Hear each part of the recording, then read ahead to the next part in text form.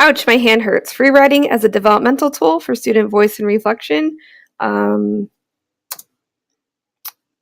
this is the order of the presentation. Let's go ahead and get into a quick intro of what this is.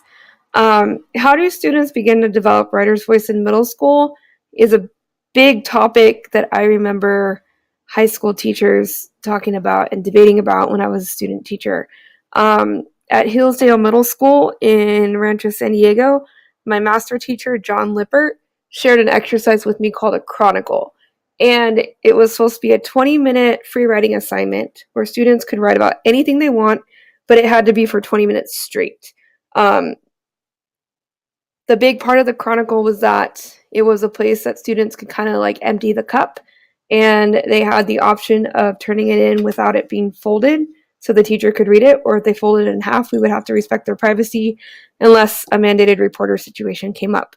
I saved them all just like my master teacher did, and I give them back at the end of 8th grade with a promise that they won't read until they graduate from high school, just like a little time capsule, and that's an excellent buy-in.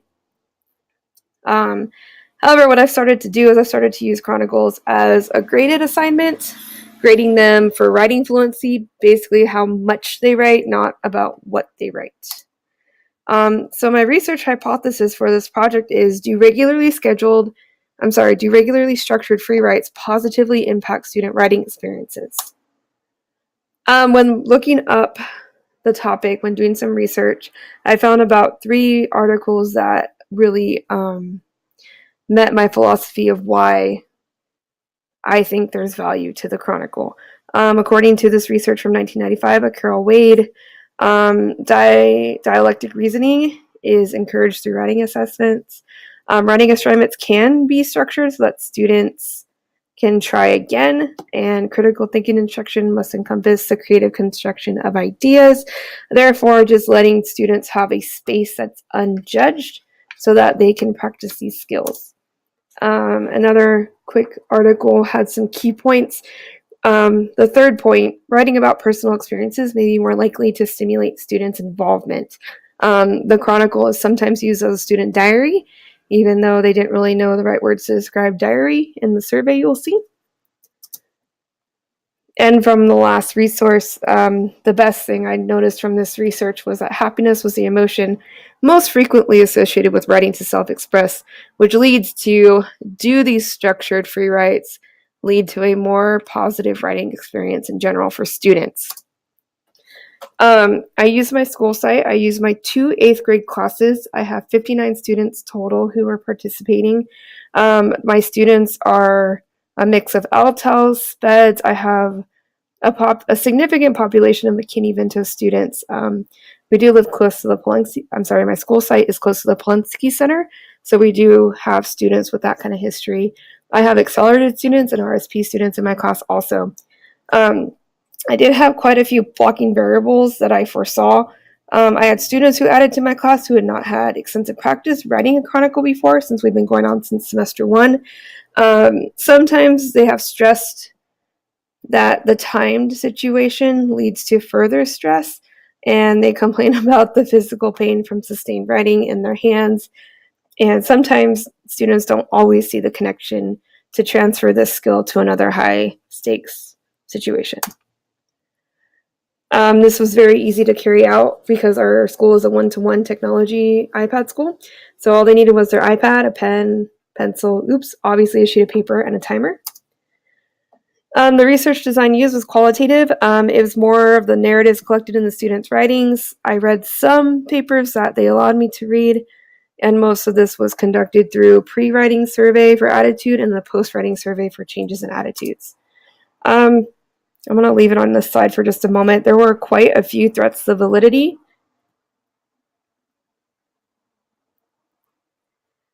Some of them are very simple.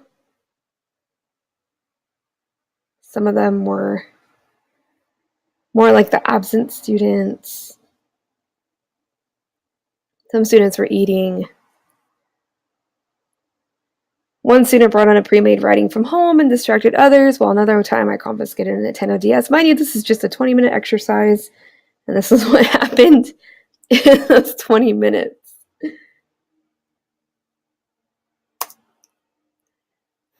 So we have an ELT period at the end of each block schedule day. So the last 45 minutes is when they write their chronicles.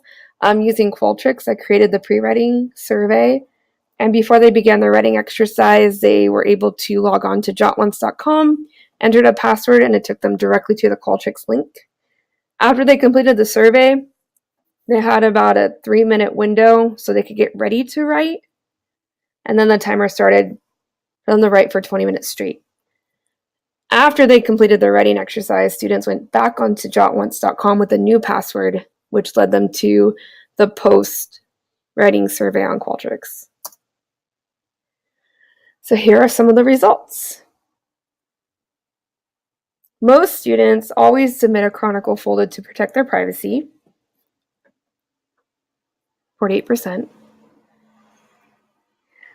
But other students, about 5 of them, always leave it open for me to read.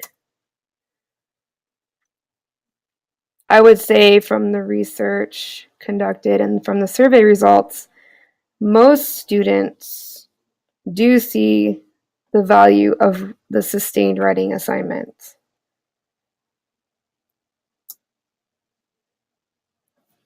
And I think this survey question probably best supports the research hypothesis that chronicles do allow them to express themselves without being judged.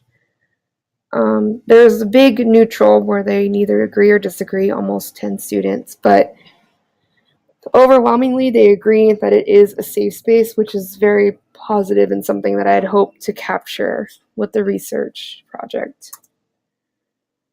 Based on this timed writing, the average grade for one class was a traditional B, just slightly lower than the other class. More students in the non-co-teach class, period 5, were not able to complete their writing assignment front and back.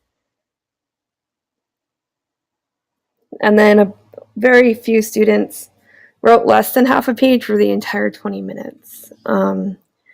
Unfortunately, 2 were submitted with no names, and they were folded in half, so I couldn't even read them to determine who it could be. So for the post-writing survey, there were some more questions about feelings and perceptions.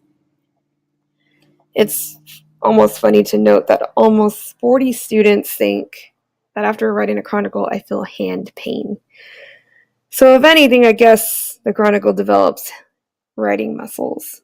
Most students feel exhausted and relieved, which is a similar feeling.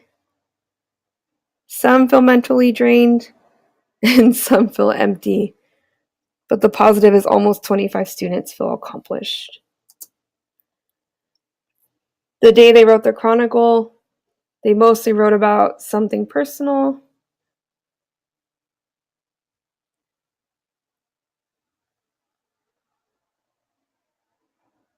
Or they wrote about something else, but it's interesting to note that they don't really make up things when they have the option to write about anything they want. So from the results, I do think the perception of writing a chronicle is generally positive, whether students meet that criteria of a full page front and back or not. I don't think I expected the results to be so positive because there is so much vocal flashback when they are assigned. But I am slightly concerned that the throwing them off the routine and incorporating the pre and post surveys did kind of tamper with the lower than average scores. And the positive thing is that the survey results do support the research hypothesis that free writes do positively impact student writing experience. Next time, I'd like to research further into how many opportunities students have to write without judgment and in a private manner.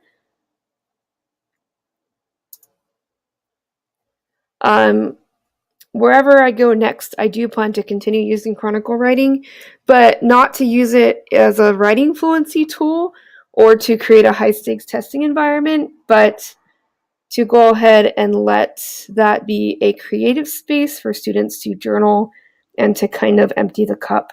From the student results, it seems most students write chronicles